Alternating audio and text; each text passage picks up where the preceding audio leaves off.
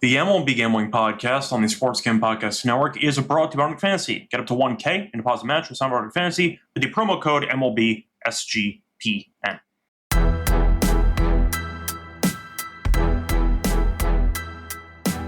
And welcome, everybody, to the MLB Gambling Podcast here on the Sports Gambling Podcast Network. It is currently Friday, July 10th, around 5 p.m. Eastern Time. I'm your host, Scott Rachel. Once again, joined by Lonte Smith. Together, we're going to break down the games here for the Saturday card. Lonte, how's it going with you? How have you enjoyed the Summer League action so far? Man, pretty good so far. It's just starting up this afternoon, but was looking at some golf earlier today. So, yeah, man, but we got some good action today and this weekend coming up. Some good matchups, good pitching matchups I know we'll get into. So, yeah, I'm looking forward to it. Yeah, we're also running out of time because you have the All-Star break coming up after the Sunday. So you actually do have no baseball for a decent portion of early next week. Yeah. It's fine, though. We will be doing episodes for the All-Star game and for the Home Run Derby. So if you do want some bets on that stuff, we'll cover you there too. But a reminder that this is the last series before the Home Run Derby All-Star festivities. So keep that in mind for your baseball schedule. As for Summer League stuff, I've been dabbling. I was in Philly this past few days, and I ended up watching some of the Summer League games. What was it? Timberwolves, Pelicans, I think. Timberwolves won, I think. Good game. Yeah, it was close. I know Minnesota led for most of it. They ended up winning the game. So there you go. But I watched that, and that was kind of my Summer League experience for me. Anyway, time to move on into the actual games here for Saturday. Before we get into any of the games, though, a reminder that you can also find our picks and podcasts all free on the SGPN app. So check out the app and also check out the SGPN feeds on Spotify and Apple. So if you want all of the podcasts in one easy location, check out these SGPN feeds on Spotify and Apple Podcasts to make it easier for you to find all the content on the network. Anyway, starting off with the actual games on the card for Saturday, moving on to the Cubs taking on the Yankees. You have Boyd against Fried, battle of the lefties for this one. Yankees minus 175, Cubs are plus 145. For the over-under, I see 8.5. Now, Fried's been great this season, 11-2, 2.27 ERA. Yankees have been rolling lately, swept Seattle, nice comeback win there yesterday. Chicago's been good too. They are 17 games over, only 3 over on the road, though, so much better at Wrigley. Boyd, though, has been good. He was very good against the Cardinals last time out. I'll ask you for this game because at first glance, 8.5 does feel kind of high. Yeah. Yankees offense has been rolling, though, so I get it. But I think I like the under in this game. Yeah, I was going to go under. That's the initial thing that I had wrote down. But, I mean, Yankees over in 10 straight. They scored, 5+ runs in 9 straight. So, I mean, the offenses look really good. But if you counter that, I mean, to both pitchers have been really good. I mean, Fried's coming off like his worst 2-game stretch of the year, and that's giving up 7 earned. And, I mean, that's saying just how good he's been. Just giving up 7 earned is his worst start, his worst 2 starts. But, 5 of his last 6 starts have been on the road, so he's coming back home where he's been dominant. I would expect. I mean, but both offense, like it's just hard to get to something like just because of you can come back with anything because I can tell you that the Cubs have a good road offense if you talk about Fried's numbers and also that the Yankee offense has been rolling, but Boyd's been pretty good. He's been really solid on the road. He doesn't allow a ton of contact. He's got 2 or less in like 8 straight. So. Yeah, I looked at the under. I'm probably just going to stay on the sidelines for this one just because of just like 2 contrasting styles and what the numbers are saying. But Chicago's offense, hasn't been as good as it usually has. I mean, they're under in 6 of their last 10. So let's just go. I'll just go with the Yankees minus 1.5. I'll just trust the Yankees at home with Fried on the mound.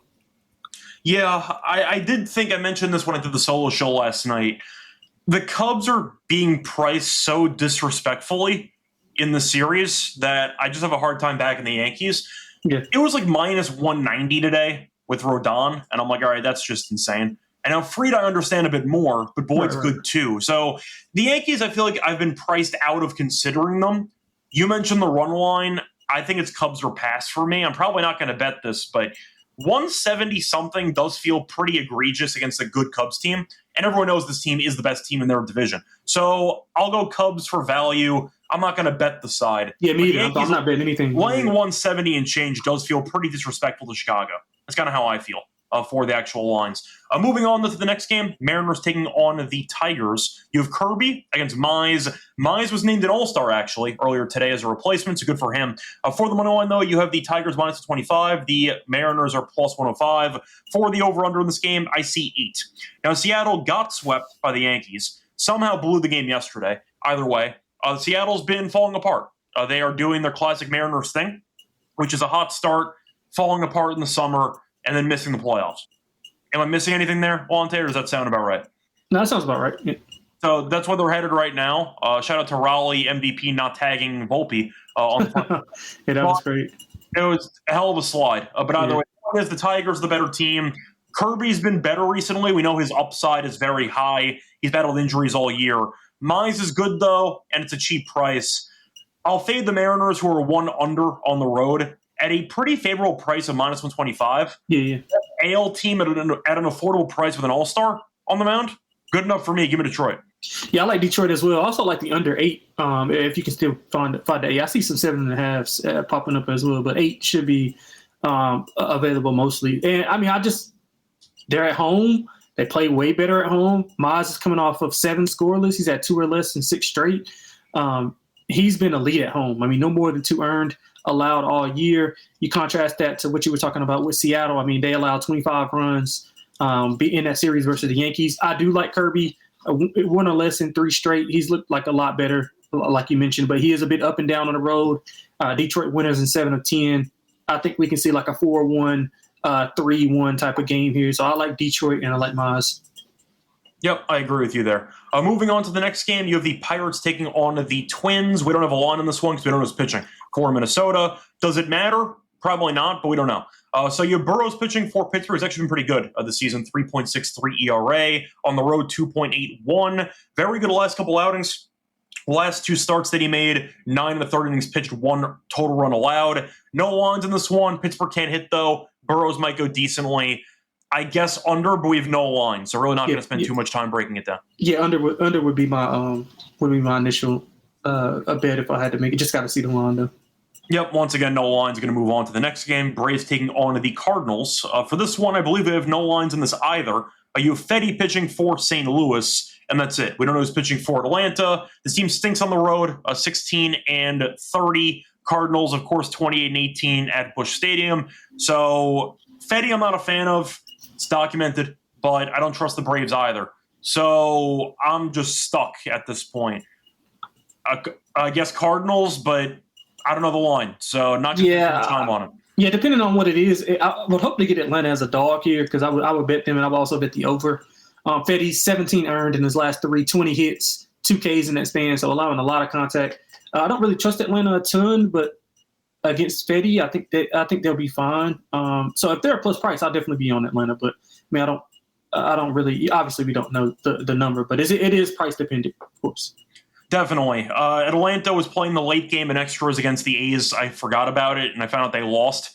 And what do you know? I was not surprised because that team is terrible on the road. So there you go. Cardinals, though, were just a solid overall team this season. They've been up and down. They're above 500. Good at home. Good enough for me. I'll go with them for this one. Moving on to the next game, Marlins taking on the Orioles. Orioles did a good job of sweeping that doubleheader against the Mets yesterday. You have Junk against Rogers. Rogers has been really good since coming back up to the majors. 2-0, 1.57 ERA. Orioles minus 165. Marlins plus 140 for the over-under in this game. I see 9. Said the same thing about tonight's game with Cabrera against Kramer. I don't know why the Marlins are getting 9 totals. I get it's hot outside, and I get Baltimore's offense has been better lately. But 9 feels very high for me. I think that Rogers can go well, revenge start for him against the Fish, and Junk's been fine. 9, though, feels pretty high to me. Give me the under in this game. So. Yeah, I mean, I get it. I mean, the offense has been really good, though, man. Miami's offense has been really good. Baltimore's been pretty good as well. They had a sweep of Atlanta. I mean, who we just talked about. We don't really think a lot of them right now, but they swept Atlanta, and then they had a good series win versus the Mets. They won 7 of 10. I like Rogers. Only his second home start. He threw 8 scoreless in his first one. That was the Rangers, I think. I think so.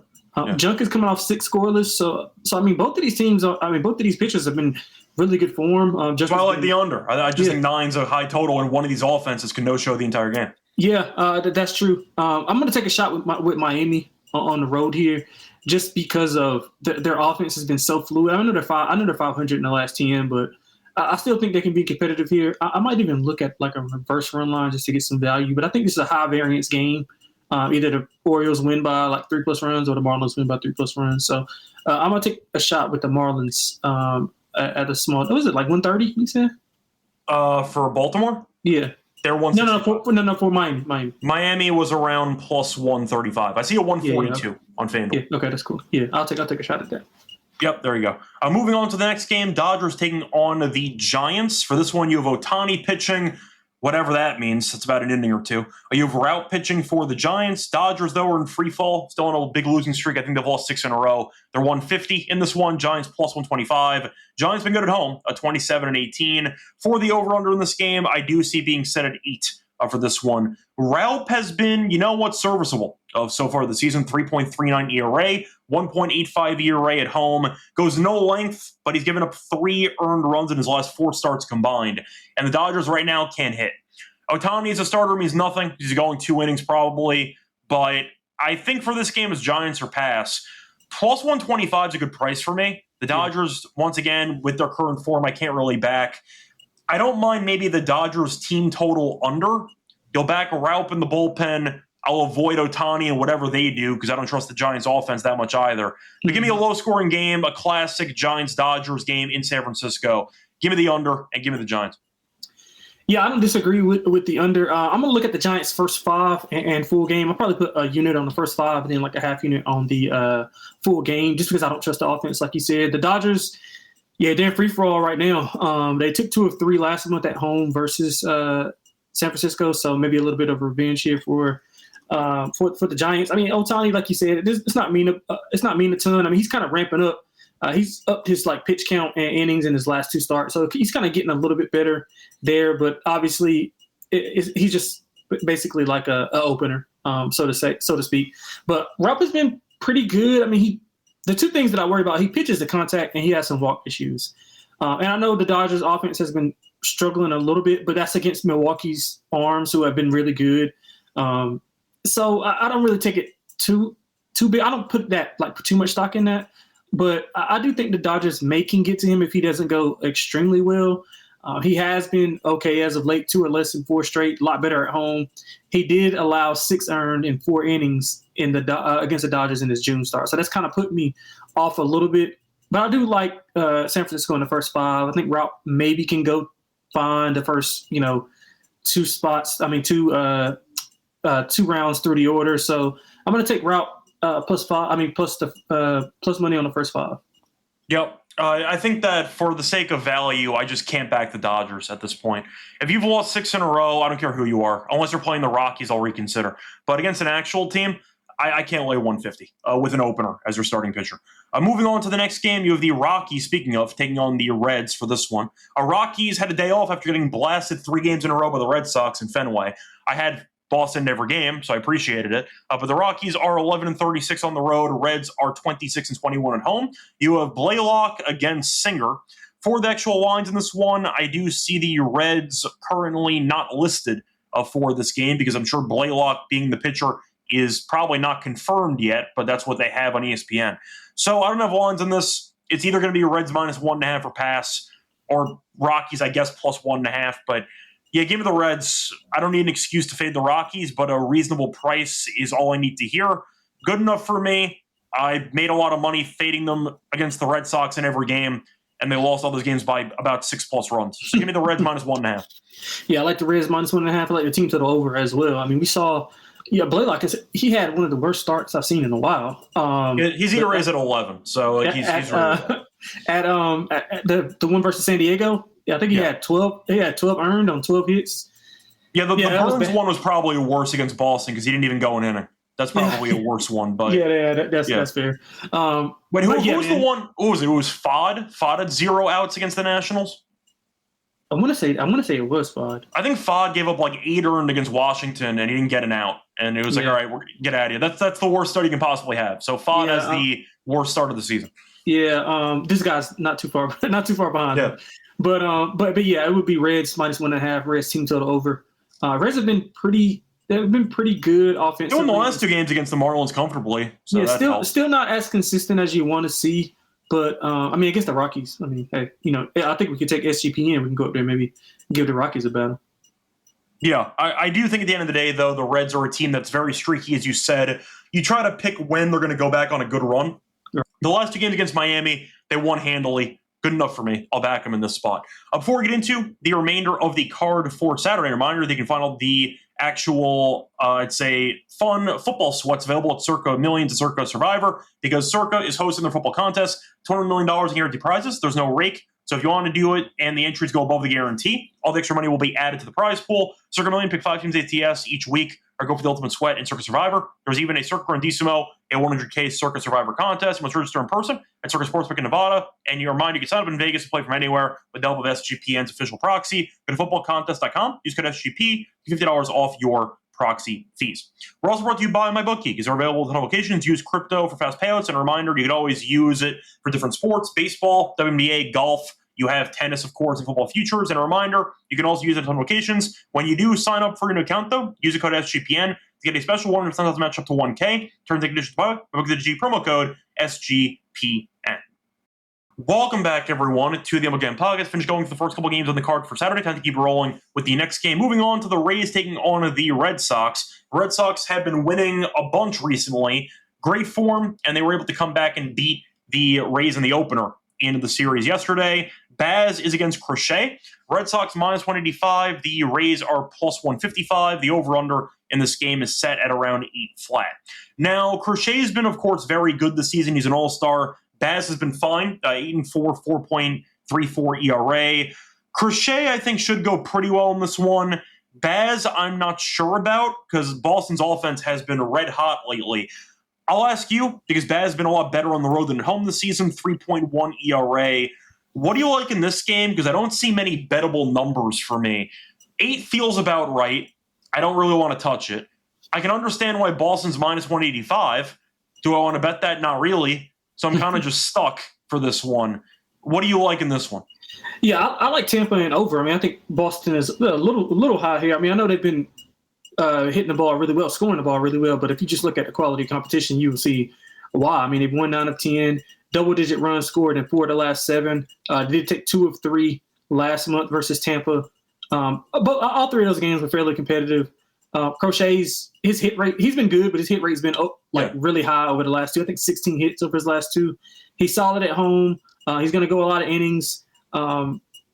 I just think I think both sides will be able to hit the ball. So I like the over more than anything, but I'll put a little bit of coin on Tampa at this number. I mean, Boz has only allowed over 3 earned runs once since May 24th. He's fairly consistent on the road, 3 straight quality starts. So I do think that he'll go okay, but I mean, Boston's going to get theirs, and I think Tampa's going to get theirs. So I think the best bet, both teams get to 4, and we get over that number.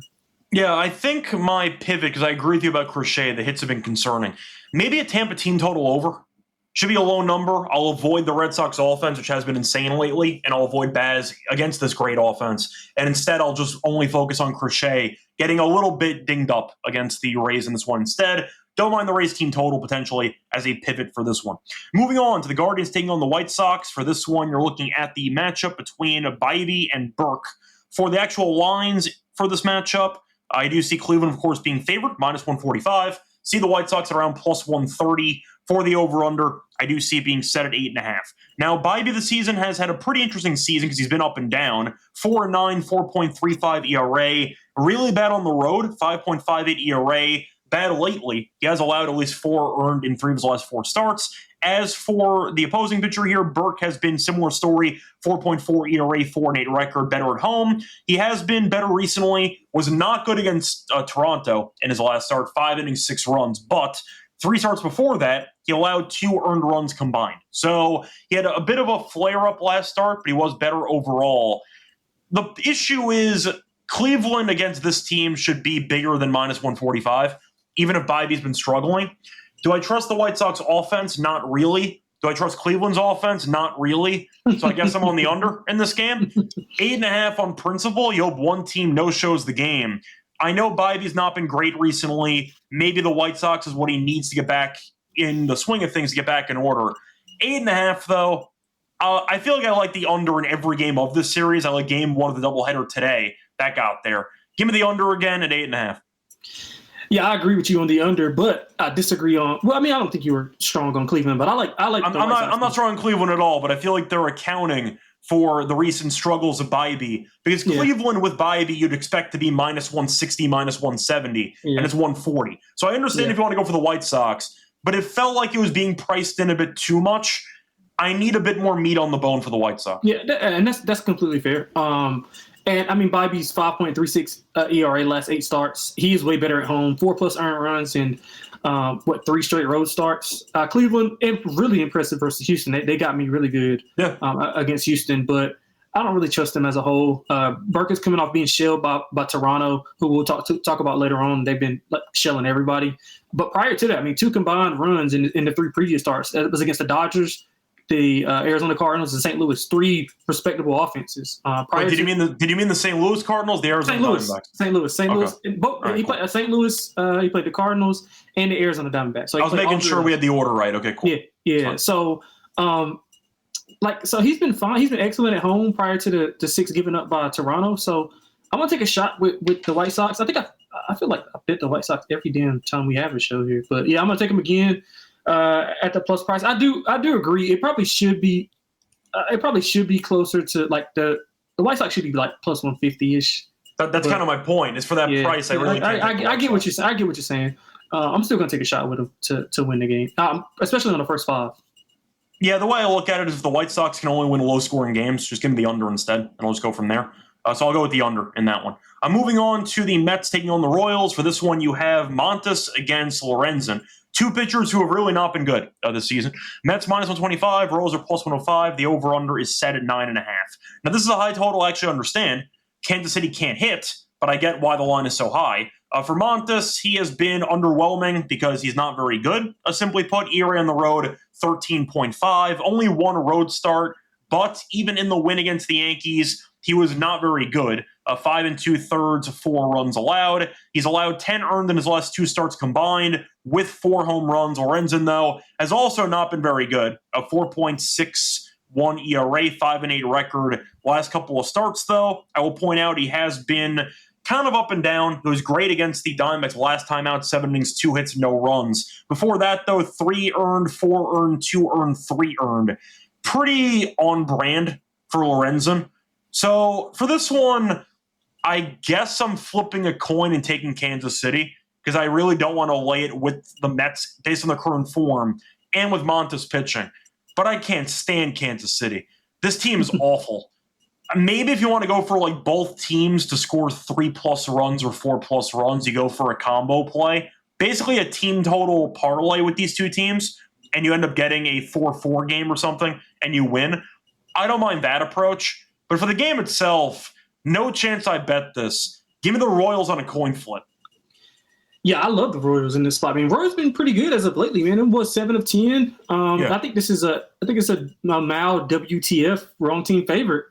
I mean, Montas is horrible, man. 10 earned on 12 hits in his last 2, 4 home runs, like you talked about. Like he's been. I don't think they should be favored at all.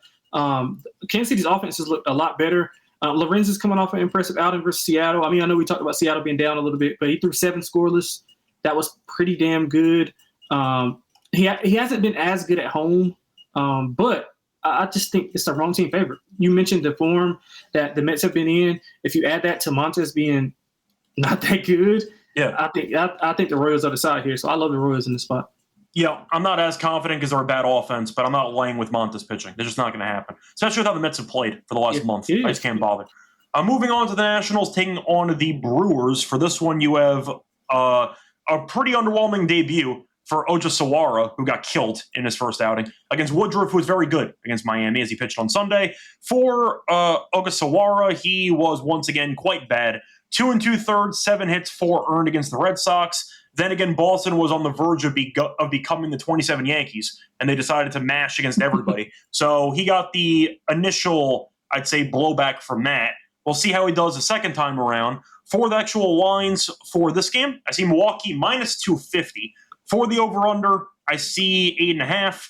For the run line in this matchup, I see Brewers minus 126. Now, I actually backed the Nationals to some degree yesterday, had the team total over, and they scored no runs against Mikolas, so they're dead to me. Give me Milwaukee minus 1.5. Yeah, I like Milwaukee minus 1.5, but I do like the team total over. I wanted to go full game. And Washington is over in 9 of their last 11. Not yesterday. Pissed me off. Not yesterday. But they've been okay offensively. I think Milwaukee will get whatever they want. Woodruff's been really good. His swing and miss stuff was there. He had 1 earned and 6 innings pitched at Miami. So this is his first start in like over 600 days. So he's been really good, really effective. It looked like he didn't have any. Well, obviously he didn't have any restrictions. Milwaukee offensively, man, they are just on fire. They're hitting like very deep lineup. Very deep. They got little to no weakness, especially at the backside of that lineup. Like, it's no easy outs. They're hitting about 265 at home, 5.4 runs per nine. The weakness is the power bat, because right now they basically have Hoskins, and you throw in a couple other tweener guys. Churio, they don't really, I was going to say they have some power, like Yelich when healthy. Churio can hit for a bit of power, but they don't really have any true sluggers. But their lineup 1 through 7, 1 through 8, they move the line, they walk a lot, they build pitch counts. I really like what they've done with the lineup, but they definitely have one hole, which is the home run consistency. Yeah, that's true. And that's another reason why I like them. I mean, they're going to always be in games because it's no easy out. They'll get on base, they're pitching at the plate. I think that the team total over is probably the best bet. I would look at minus 1.5. 126 is a little bit more than what I wanted to do. So team total over would be my best bet on this game. Yeah. Once again, I do think the Brewers have found ways to really just improve players mid-season.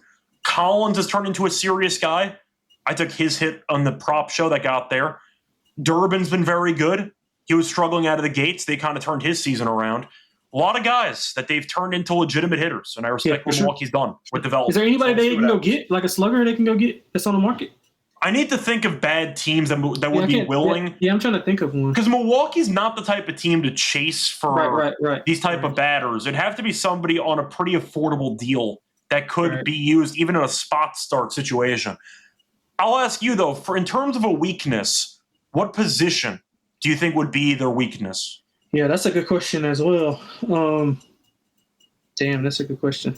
Because they'd be looking to upgrade somebody, unless they went for a pure bench bat. It would have to be somebody like a DH. That's kind of what I'm saying. Unless it's a DH, I'm trying to think like first base, I guess, because Vaughn's probably not your long-term answer. They got Vaughn. That is the power bet they would be going for. But I'd argue first base would be the position they try to improve on. Yeah, it's not a ton of a good first. If you don't like Ortiz, maybe shortstop, but that's kind of it. Yeah, I mean, maybe. First, I would prefer first over shortstop. But, I mean, just Vaughn's got the power. Like, he's got the power that you need. So, unless you're going to, like, DH him or – Unless you want a lefty first base to platoon. Yeah, I mean, it kind of just depends. But, they're not going to go out and obviously, like reach for anybody. So can I pitch you somebody for fun? Yeah, what's that? Can I pitch you Carlos Santana? Yeah, maybe. Switch hitter, decent fielder. Yeah, that's not bad. Got good power. I mean, we think Cleveland sucks, so that's why I'm assuming they're going to sell off some guys. You think so? They're poor anyway. Besides J-Ram, who do they actually pay for? Yeah, that's true. That's why they got rid of Naylor, because they didn't want to pay him. Yeah. That's true. So, once again, I'm throwing out some names here. I think Santana makes some sense. If I was looking at the actual teams, like the Nationals, who would be great if they if he was still available. He's not anymore. Vlad. Yeah, but that contract's pretty big. Yeah, I know. But like prior to coming into the season, it was some speculation about him wanting to move on and stuff like that. So yeah, I'm thinking maybe like Nathaniel Lowe. Oh, he's not going anywhere. I don't think he would. He's playing well. He's playing really well. No, I get it, but the Nationals also suck. So I'm thinking of lefty first baseman that the Brewers could target for a platooning situation with Vaughn, in theory. Like Lowe would make some sense. I forgot who the hell the Rangers have first base. The Rangers, they need to get all the bats they can get as well. So they're kind of in a similar situation. Now, their first baseman, Berger. Like, that's not what I'm looking for. Yeah. Matt Olson's getting paid too much. Atlanta wouldn't flip him there. Sorry, you know what? I'll just keep digging. I think Kurtz is part of the young core for the A's. They wouldn't trade him, even though that actually does make a lot of sense, but they would not trade him. The A's want to keep those guys together, man. They want to build those guys. They do. They have done a really, really good job with their farm system and like identifying talent with all those guys that are coming up, like Brooker. My guy, forgot his name, but yeah, they got Clark in center field. Lawrence Butler as well. Like I like Clark in center field. Yeah, they've been doing really good, man. That's a up and coming team to watch out for sure. Yeah, once again, I'm just trying to think of low budget options. Like I don't think Pasquatch would be a great option for them, but he's a lefty. I think Lowe makes sense because the Nationals are a poverty team that's extremely shorthanded. Unless you want to make a brief like short trade for Spencer Horowitz, then good luck to you. Like I don't see many options here for Milwaukee. I thought it was just an interesting question. I'm just thinking because Milwaukee, if they choose to go for that bench bat punch, I think Nathaniel Lowe makes sense. That's fair. Would the Nationals trade him? Probably not. Yeah, but it makes sense. Yeah. So that's the guy I was pitching for a soft launch. Shout out to Spencer Horowitz, though, who could be the cheap option for the Brewers on that one. I'm moving on to the next one. Going to look at the matchup between the – by the way, sorry. So I said I was going Brewers run one. Yeah, team total over. Okay, cool. I'm moving on to the next game. Rangers taking on the Astros. You have DeGrom pitching against Valdez. For this one, you're looking at what should be a pretty interesting matchup in itself because you have two very good pitchers on the mound. Now, for the actual pricing for this one, you have Houston at around minus 125. You have the Rangers at plus 105. The over-under is set at around 6.5. So DeGrom was not good last start, and he's only in the All-Star game. And you might see him get a shorter workload just so he could actually pitch for his sake in the All-Star game. I like the over in the game. I think 6.5. Really? I think 6.5 makes sense. Jesus. I think 6.5 makes sense if you are getting 6+ innings of DeGrom and Valdez. I got you. But I see a short pitch count on DeGrom here. I think they're going to save him, let him go in the All-Star game, and go from there.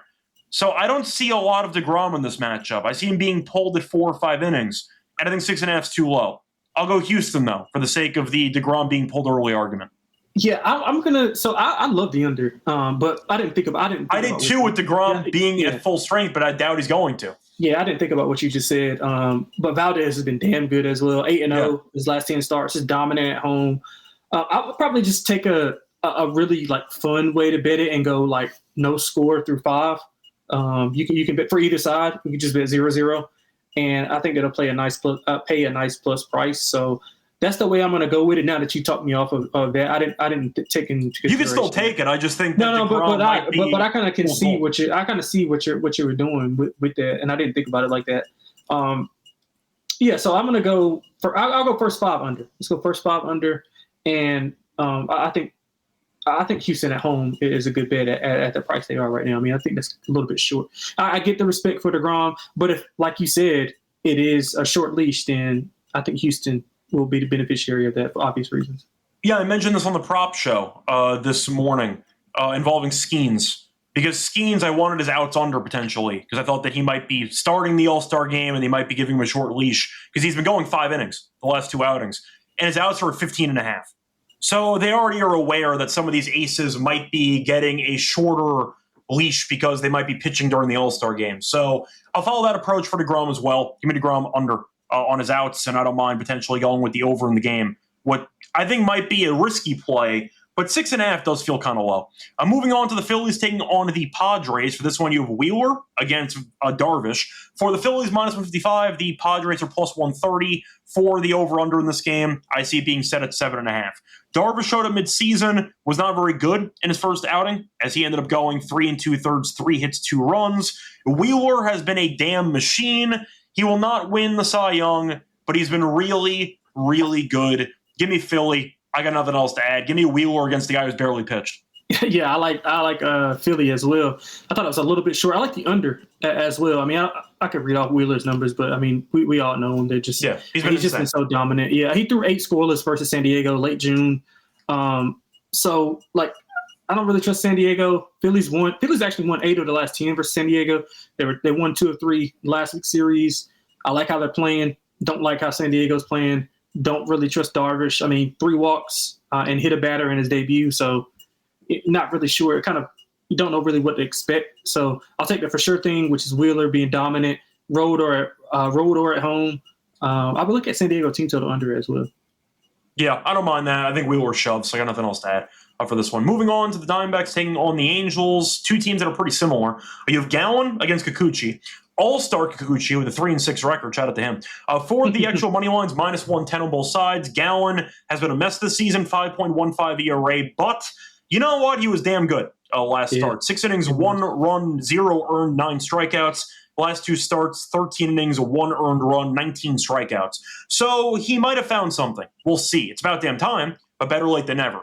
Now, for Kikuchi, being good this season, I was half joking. He should be an all-star. A 1.69 ERA at home. Last start, though, not very good against the Rangers. 5 innings, 4 earned, 1 home run allowed.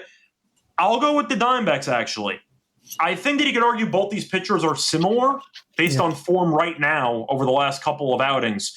I think Arizona's a better team than the Angels, and I know the records are pretty similar, but I do think Arizona's the more talented team on paper, even though their bullpen is god-awful. Give me the Diamondbacks -110. Yeah, so whenever I was doing my initial notes, I wrote down whoever the dog is, but obviously it's no dog. Unfortunately, it's exactly equal. So you're right. So it's kind of tough for me. I would probably go with you with Gallen. I mean, he's been really good. I mean, he had a 6.23 ERA in June, 1 earned combined in his last 2, coming off 6 scoreless on the road. You talked about that. The most important thing is he's got his swing and miss stuff back. 19 Ks in that 2-game span. He's still been inconsistent on the road, but like I said, he's trending up, so I kind of want to take that into consideration as well. But if you talk on the other side, I mean, Kikuchi's been really good. He only allowed over 3 runs once in 2.5 months. He's been dominant at home, 2 or less in 8 of his 9 home starts. I'm going to go under. First 5 under. I do trust both pitchers in current form right now. Arizona's not been really consistent. If you look at their last 5 games, it's run scored 7, 0, 6, 0, 8. So that's their whole season. Yeah, basically. The same with the Angels.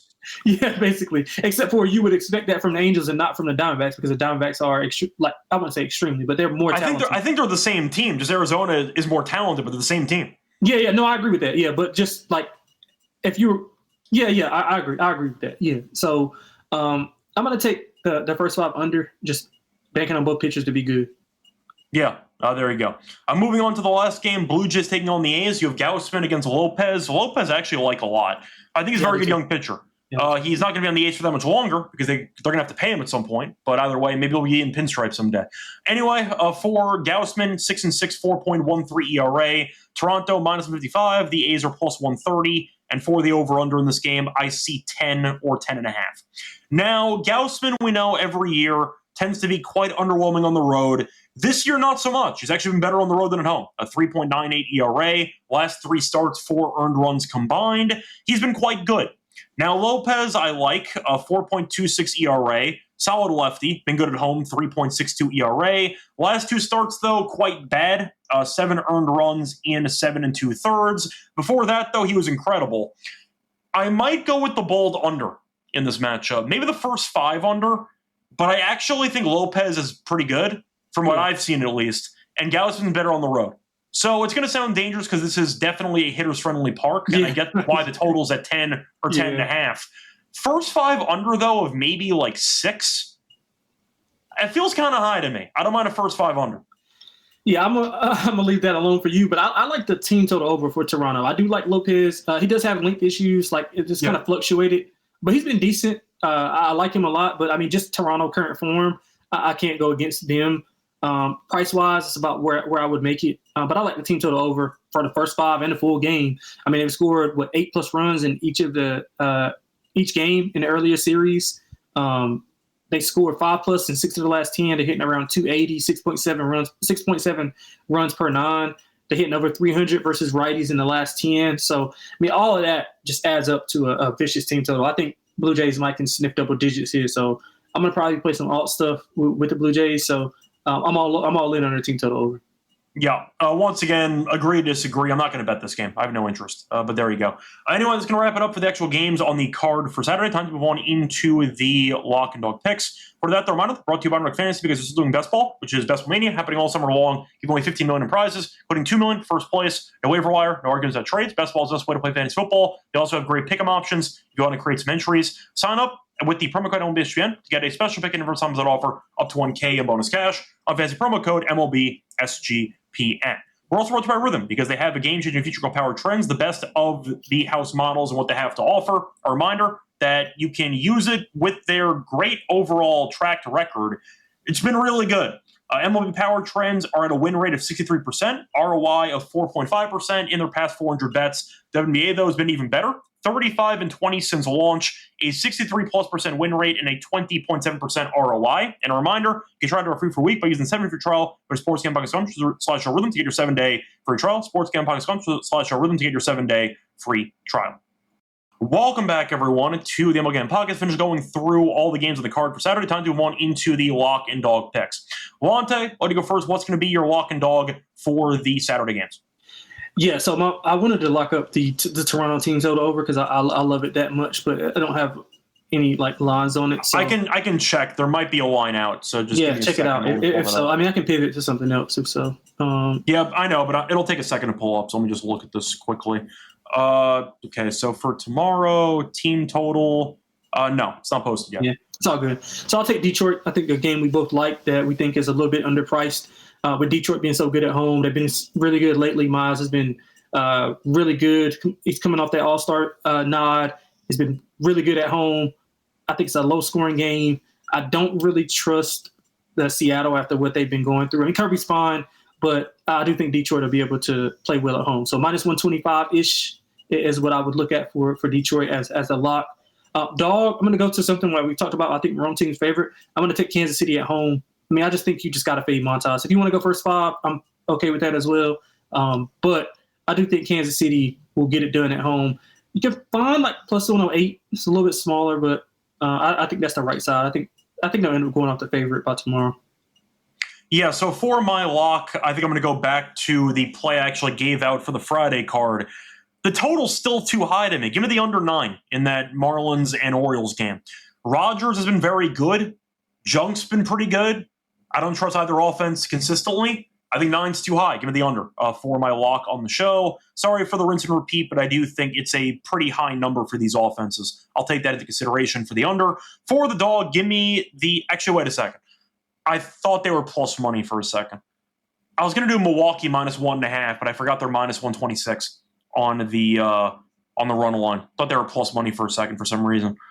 I did think about going with Milwaukee for the run line, but – no, you know what? I'll stick with what I have so far. I'll go with that under in the Marlins game as my lock. For the dog, was there anybody I was really tempted by for a run line or for a money line? You know what? I'll do it because Wheeler's been incredible. Give me Wheeler minus 1.5 plus 110. I can't go against Wheeler. Guy's an absolute machine. Darvish has pitched one time. He was not very good. San Diego's also been underwhelming for the last couple months at this point. Philly's been good. Harper came back, and the offense looks good again. Give me Philly minus 1.5 at plus 110 as my dog for the show. Anyway, Lonte, time for the home run picks for the card on Saturday. What do you like? Yeah, man, I wanted to take a lot of different people, but I settled with a good one that I think will get plenty of at-bats. And he's been hitting the ball okay as of lately. He hasn't hit a home run since June 23rd, if I'm not mistaken. Let's go Ellie De La Cruz, top of the lineup. We talked about the pitching of Colorado. I think he'll be able to – he's going to hit the ball hard. Let's hope that it goes over the fence in one of his ABs. So he should get about 5 ABs here. So I hope he can go over the fence on one of those. So Ellie De La Cruz for the home run prop. He's got 4 hits in his last 2 games. So yeah, trying to think of who I want to go with for mine. Do I want to fade Fetty? That's really the question because I hate the Braves. But Fetty's actually been okay at limiting home runs, so I'm not going to go with him for this one. Damn, Blaylock is so bad. So bad. Do I want to fade Montes? That could be an option. Let me see his home runs recently. He gave up 2 in each of the last 2 starts. Anybody have any history against him? Perez is 3 for 14 a lifetime, but he has a home run. Good enough for me. Give me Sal Perez. I'll fade Montes. I think it's a good spot for Perez to go yard. Hit a home run, I think it was either yesterday or a couple days ago. So I'll go with it again. Give me Perez home run as my choice for this one. Anyway, it's going to wrap it up for the show. Back once again on Monday for the Home Run Derby. We are not going to have an episode on Sunday. We have no games to talk about. So once again, we're back on Monday morning for the Home Run Breakdown. Home Run Derby, I mean. Find me on Twitter, Rich Radio. Find him on Twitter at XXonTXX. Until next time, good luck to all of you and all of your bats. Bye, everyone.